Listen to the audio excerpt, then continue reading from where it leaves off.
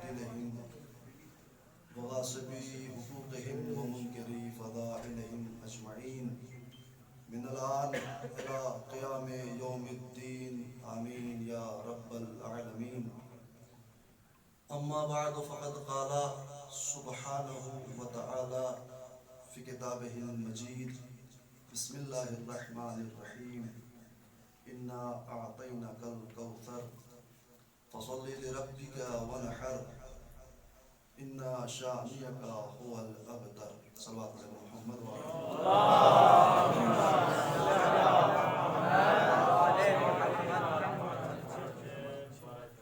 حدیع تبریک و تہنیت آپ تمام برادران عزیز کی خدمت میں پیش کرتا ہوں اس مقدس منور مطہر پاک و پاکیزہ روز اور اس کی سعادتوں کے حوالے سے، اور پروردگار عالم کی بارگاہ میں ابتدائے کلام میں یہ دعا ہے، پروردگارہ ہماری اس ہمدلی کو، ہمارے اس انسجام کو، ہماری اس ہم آہنگی کو، ہماری اس ہم فکری کو دوام رکھا۔ یقیناً بہت خوشی کا مرحلہ ہے اور ظاہر سی بات ہے کہ محفل پر مسرت ہے، اور جو یہاں پر انداز ہے برادران کا، چاہے وہ کسی بھی ملک سے تعلق رکھتے ہوں، چاہے بھی کسی بھی خطے سے تعلق رکھتے ہوں، چاہے ملکوں کے درمیان بٹے ہوئے صوبوں کے کسی بھی گوشے سے تعلق رکھتے ہوں، اس فرش پر آنے کے بعد اور اس محفل پر مسرت میں آنے کے بعد سب کے چہرے سے زہرائیت ٹپکتی ہے۔ پھر یہاں آنے کے بعد اگر ناظم نے محترم ہمارے نام کے آگے پاکستانی، ہندوستانی، الہ آبادی نہ لگائے تو کوئی کہہ نہیں سکتا یہ کہاں کا رہنے والا ہے۔ برکت ہے، یقین جانیے اس فرش کی، ان پروگرامز کی یہ برکت ہے کہ جو پھر جسموں کو نہیں روحوں کو ملاتی ہے۔ اور آج کا جو زمانہ ہے، آج کا جو دورہ ہے، آج کے جو حالات ہیں، حالات حاضرہ ہیں، وہ اس بات کے متقاضی ہیں کہ ہم ہاتھ نہ ملائیں، ہم دل ملائیں۔ ہم ہاتھ نہ ملائیں، ہم دل ملائیں، ہم جسم نہ ملائیں، ہم روح ملائیں، ہم فکر ملائیں، ہم ذہنیت ملائیں، اور یہاں تک ملا دیں کہ جسم کہیں سے بھی تعلق رکھتا ہو، اگر جسم کو فدا کرنا ہو تو پھر عراق کی زمین سامنے ہو۔ پھر کوئی کہہ ہی نہیں سکتا کہ یہ ایران کا رہنے والا عراق میں آ کر کیسے شہید ہو گیا۔ صلوات پڑھے بر محمد و آل محمد۔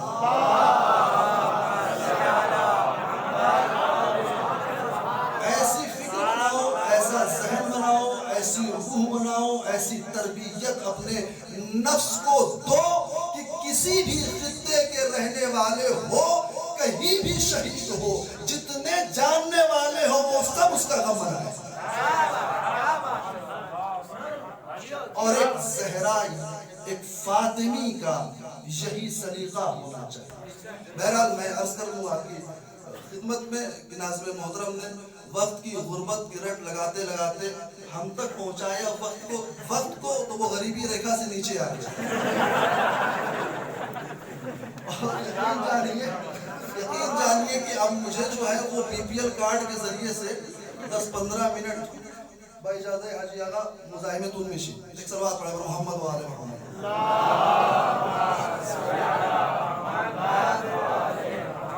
یہ ابتدائی گفتگو تھی، ایک دل کا معاملہ تھا جو زبان پر آ گیا، اور خود بخود جو ہے وہ میں نے آپ کی سماعتوں کے حوالے اپنے اس فکر کو کر دیا کہ انشاءاللہ پروردگارہ اسی طریقے سے آپ کے اتحاد و انسجام و ہم فکری اور ہم ذہنی کو باقی رکھیں۔ تبرکاً میں نے قرآن مجید کے مختصر سے لیکن مطالب کے اعتبار سے بہت بڑے سورہ کی تلاوت فرمائی ہے، تلاوت کی ہے، اور وہ مختصر سا سورہ تبرکاً ہے، ثواباً ہے۔ آج جس مناسبت سے ہم اور آپ یہاں جمع ہوئے ہیں، یوم مادر کے عنوان سے جناب فاطمہ زہرا سلام اللہ علیہا کی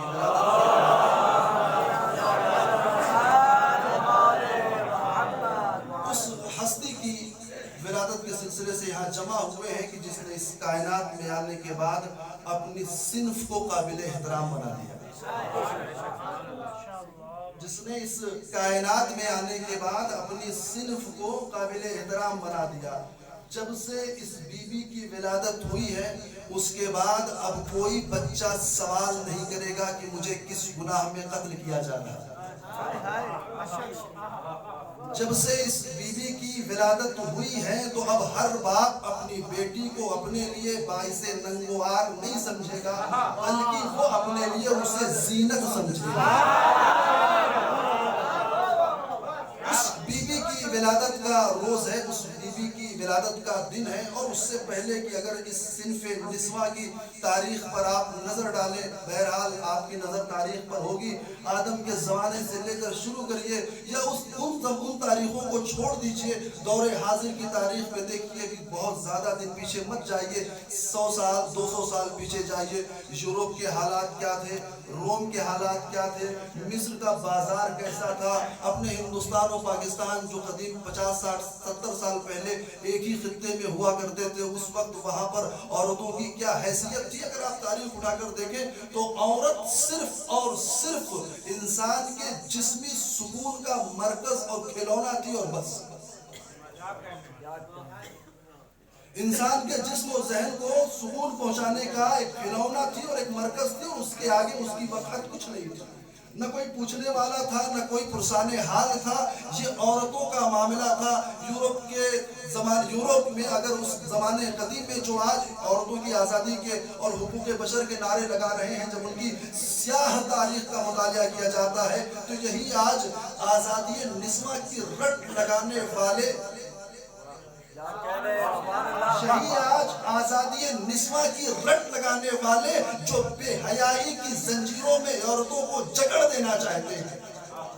کل کی تاریخ میں ان کے سامنے یہ عورت وہ ہوا کرتی تھی کہ اپنے دل کی اور اپنے نجس سماعتوں کی تسکین کے لیے عورتوں کو ایک دوسرے سے لڑا دیا کرتے تھے, اور پھر ان کی وہ مظلومانہ چیخیں جب ان کی سماعتوں میں اترتی تھی تو پھر اپنے دل و جگر میں وہ ٹھنڈک محسوس کیا کرتے تھے. یہ یورپ کا حال تھا.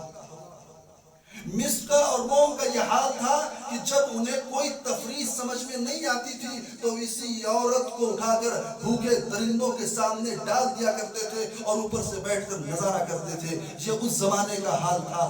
اور اپنی طرف اگر چلے آئیے, جو اپنے فکر کے اور اپنے طرف کے لوگ ہیں, وہاں دیکھیے تو عالم یہ تھا کہ اگر شوہر مر جائے تو کسی بھی عمر کی عورت ہو اسے اپنے شوہر کی چتا پر بٹھا کر زندہ جلا دیا جاتا ہے.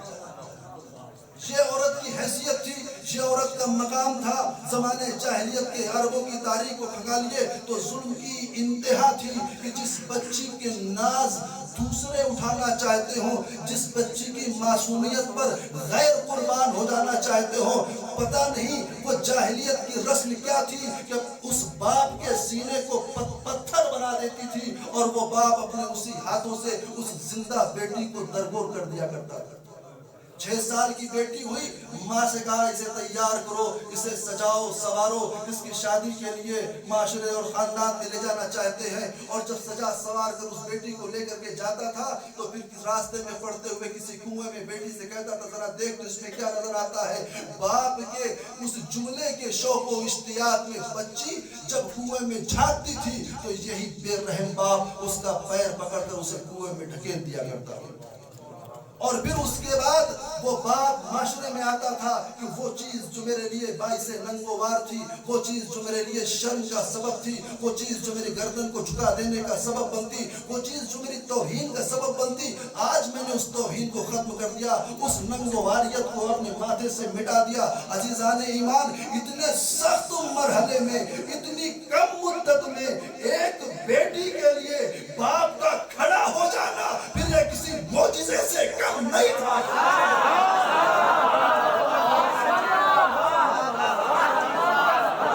کسی معجزے سے کم نہیں تھا. اور اتنا بلند کر دیا اسی بیٹی کے لیے جو باعث ننگوار زمانے میں تھی, اتنا اس کا مقام بلند ہو گیا, اتنا اس کا مرتبہ بلند ہو گیا, اتنی بلندی پر پہنچ گئی, اتنے عروج پر پہنچ گئی کہ وہ باپ جو عالمین کے لیے رحمت بن کر آیا تھا, جو سارے زمانے کے انسانوں سے بالا تھا، برتر تھا، اولا تھا، مولا تھا، وہ باپ اس بیٹی کے لیے پھر جب اس کے لیے روایتوں نے الفاظ نکالے تو پھر کاما لہا سے تعبیر نہیں کیا بلکہ کاما الیہا سے تعبیر کیا۔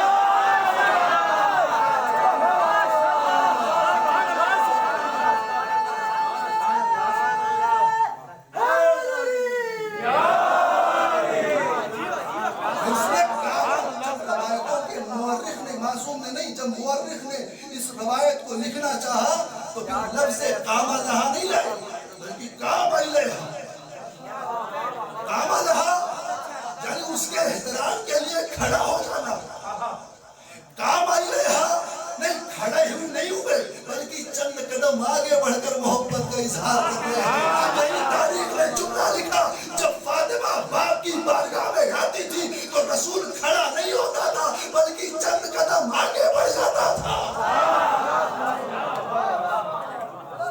اور اسے آپ اس چیز سے سمجھے، بہرحال آپ سمجھ گئے ہیں لیکن اس مثال کو واضح کر دوں کہ جب کسی ملک میں کسی ملک کا رئیس جمہور جاتا ہے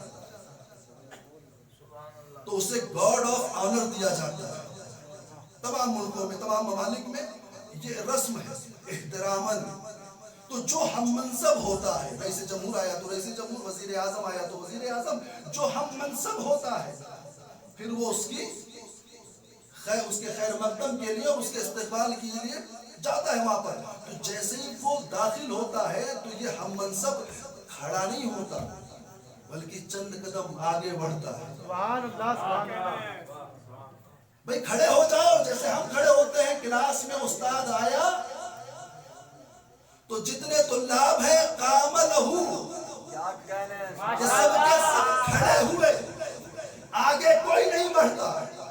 توجہ فرمایا آپ نے، روز آتے ہیں، استاد کا احترام ہے اور حدیثوں میں ہے، روایتوں میں ہے اور فطرت انسان ہے استاد کا احترام۔ جیسے ہی استاد کلاس میں آیا ہم اپنے مقام پر کھڑے ہو گئے، لیکن ہمارے لیے کہا جائے گا قام لہو، قام الیہ نہیں کہا جائے گا۔ کیوں؟ اس لیے کہ قدم نہیں بڑھایا ہم نے۔ لیکن اگر ہمارا باپ یہاں آ جائے، ہماری ماں یہاں آ جائے، ہمارا کوئی عزیز یہاں آ جائے، اگر دروازے پر ہے تو چند قدم چلیں گے، آگے بڑھیں گے، ہاتھوں کو پھیلائیں گے۔ اس مرحلے میں آتا ہے قام الیہا۔ کیوں؟ اس لیے کہ یہ محبت کے آخری اظہار کا نام ہے جو پیغمبر اپنی بیٹی سے کرتے ہیں۔ صلوات پڑھے بر محمد۔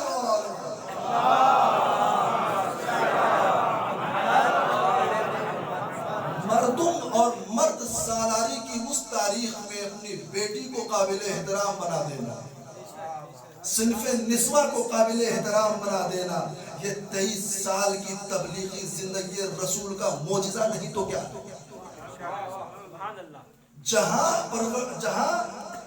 اللہ کے رسول نے 23 سال میں سارے احکام بتائے ہیں، وہیں ایسی ایسی جاہل اور جاہلانہ رسموں کو نوچ کر بھیجا۔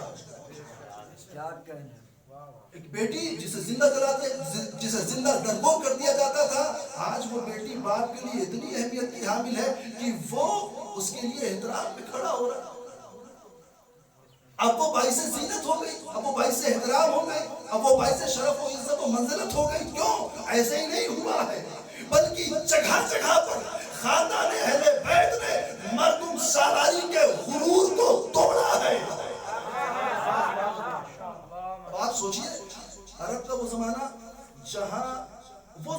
جب ان کا یہ دعویٰ تھا کہ ہم سے بہتر متکلم کوئی ہے ہی نہیں، ہم سے بہتر کلام کرنے والا کوئی ہے ہی نہیں، اور عجب وہ کچھ سمجھتے ہی نہیں تھے، سمجھتے ہی نہیں تھے کچھ۔ تاریخ اٹھا کر پڑھیں، اپنے آگے اور اپنے مقابلے میں کسی کو کچھ نہیں سمجھتے تھے۔ عرب ہے تو عرب ہے، اور عرب میں اگر مرد ہے تو پھر مرد ہے، اور مرد میں بھی قبیلہ کون سا ہے یہ بھی فرق کرتا ہے، کس قبیلے کے ہیں، کس طریقے سے مرد سالاری کے غرور کو اہل بیت نے توڑا ہے۔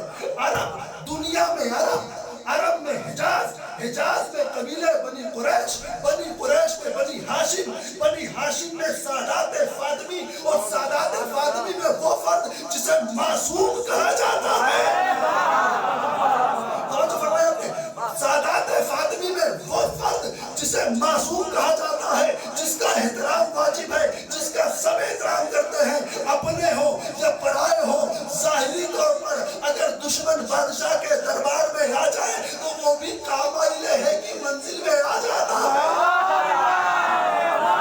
وہ بھی اسی منزل میں آ جاتا ہے. ایسی بلندی پر بیٹھا ہوا مرد یہ کہتا ہوا نظر آتا ہے کہ ساری دنیا کے لیے نمونہ کردار ہم ہیں، ہمارے لیے نمونہ کردار فاطمہ. صلوات پڑھے محمد.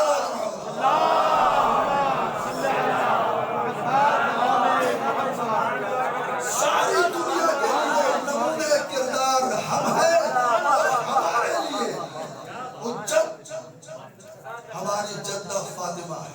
اب آپ سوچیں یہ ایک جملہ محض نہیں ہے بلکہ یہ مرد سالاری کے غرور کو توڑ رہے ہیں.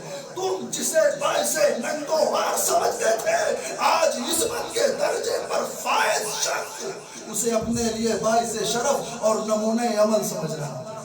یہ معمولی بات نہیں ہے، یہ بہت بڑی بات ہے. آج ہم جو اس مقام پر جمع ہوئے اس نبی کی مدوسرہ کرنے کے لیے کون سی میں روایت پڑھوں آپ کے ساتھ، میں اور بیان بھی کیا کر سکتا ہوں.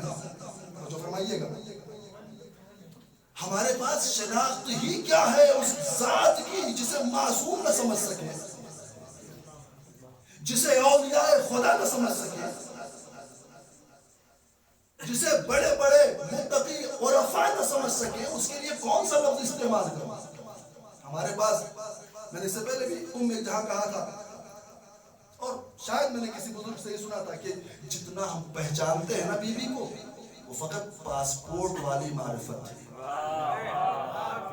پاسپورٹ پہ نام، پتہ، باپ کا نام، کب پیدا ہوئی، کس جگہ کی تھی، اتنا، اور کب شہادت ہوئی. دکتور شریعتی کا ایک جملہ ہے یعنی ہمارے عقیدے کے مکے کا نام ہے ذات فاطمہ.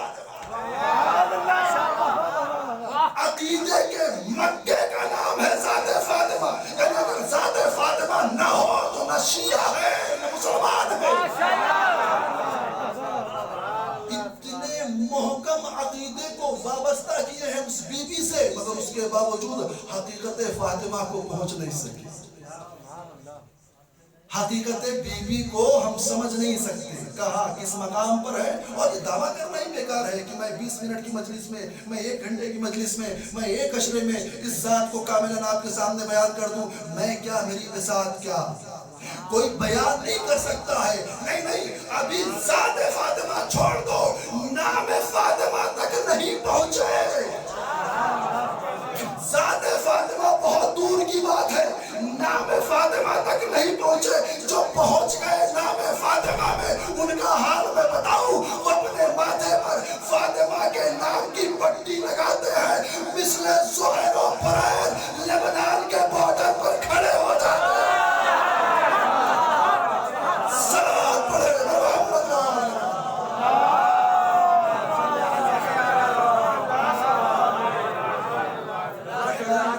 وقت بھی جو ہے وہ غریبی ریکھا کے بھی باہر چلا گیا. میں ختم کرنے والا ہوں، ایک اور صلوات پڑھتے ہیں محمد. جو نام فاطمہ کو سمجھ جائے، جو نام فاطمہ تک پہنچ جائے، یا جسے اعتبار آ جائے اس لفظ فے الف با میم اور ہے پر، تو پھر دشمنوں کی گولیوں اور توپوں اور میزائلوں سے نہیں ڈرتا ہے بلکہ بارڈر پر کھڑا ہو کر کہتا ہے گولیوں آؤ تو اس سینے سے ٹکراؤ، میزائلوں آؤ تو اس سینے سے ٹکراؤ، آؤ ہمارے ان حوصلوں سے ٹکراؤ، آؤ ہمارے ان جذبات سے ٹکراؤ کہ جس میں ہم نے محبت فاطمہ کی چاشنی ملائی ہے. اور پھر نتیجہ یہ ہوتا ہے کہ دنیا کا سپر پاور 32 دن لڑنے کے بعد اپنے قدم کو پیچھے کھینچے. پھر یہ نتیجہ پایا جاتا ہے. لہذا اگر فاطمہ کے نام کی معرفت کو بھی سمجھ گئے تو سمجھ لیجئے پھر دنیا میں بھی فائدہ ہے، پھر آخرت کی تو بات ہی الگ ہے. پھر آخرت کی بات ہی الگ ہے اور وہاں کا تذکرہ ہی کیا کرنا کہ جہاں سب کچھ اختیار اسی کے ہاتھ میں ہے. پھر اس سے اگر کسی نے گریز کیا تو کہیں پہنچ نہیں سکتا. پہلا مرحلہ ہو یا جب دوسرا مرحلہ ہو, نہیں اس بازار میں جا ہی نہیں سکتا. دشمن فاطمہ جہاں فاطمہ کے بیٹوں کی ملکیت کی جنت فروخت کی جا رہی ہو,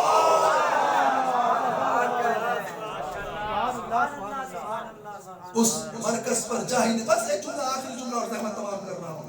ایسے مقام پر لا کر کھڑا کیا, اور ایسے مقام پر لا کر کھڑا کیا کہ جسے مرکزیت اور محوریت حاصل ہو,